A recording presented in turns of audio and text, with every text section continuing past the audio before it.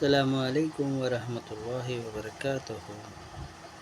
علاوہ کسی کی عبادت نہ کرو اور اپنے ماں باپ کے ساتھ اچھا برتاؤ کرو اگر وہ تمہارے پاس ہو اور ان میں سے ایک یا دونوں بڑھاپے کو پہنچ جائے تو انہیں اف تک نہ کہو، نہ